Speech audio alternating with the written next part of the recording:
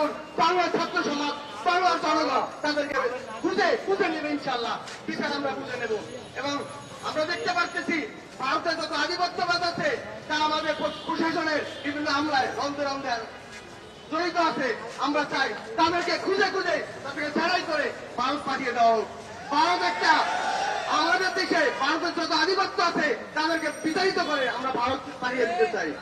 এই বলে সংক্ষিপ্ত বক্তব্য শেষ করছি। আসসালামু আলাইকুম। আপনারা দেশের মানুষের ম্যান্ডেট নিয়ে ক্ষমতায় বসেছেন, কিন্তু ক্ষমতায় বসে দেশের খুনিরা পার পেয়ে যায়।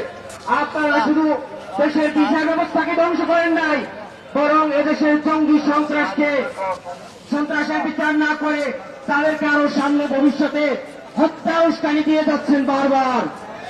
আমরা বলতে চাই, আপনারা যদি অবিলম্বে তাদেরকে শনাক্ত করে বিচারের আওতায় না নিয়ে আসতে পারেন, আপনাদের ক্ষমতায় থাকার কোন অধিকার নাই।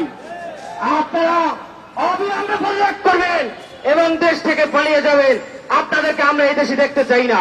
এই খুনি স্বরাষ্ট্র মন্ত্রণালয়ের অধীনে বিভিন্ন ধরনের প্রমোশনাল কন্টেন্টে সে কাজ করেছে।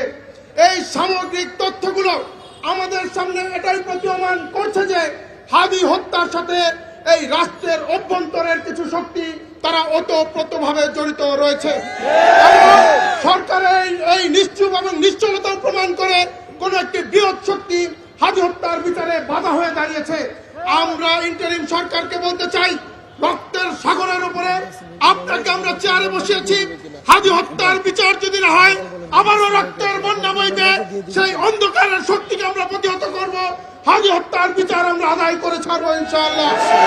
আমরা আধিপত্যবাদী শক্তিকে বলে দিতে চাই, তোমরা আপনার ফুয়াদকে হত্যা করে যদি মনে করো বাংলাদেশে আধিপত্যবাদ কায়েম হবে, তোমরা ফলানীকে হত্যা করে যদি মনে করো সীমান্তে তোমাদের আধিপত্যবাদ কায়েম হবে, তোমরা হাদিকে হত্যা করে যদি মনে করো সাংস্কৃতিক অঙ্গনে আধিপত্যবাদ, রাজনৈতিক অঙ্গনে আধিপত্যবাদ বজায় থাকবে, তাহলে তোমরা দিবাস্বপ্নে বিভোর আছো।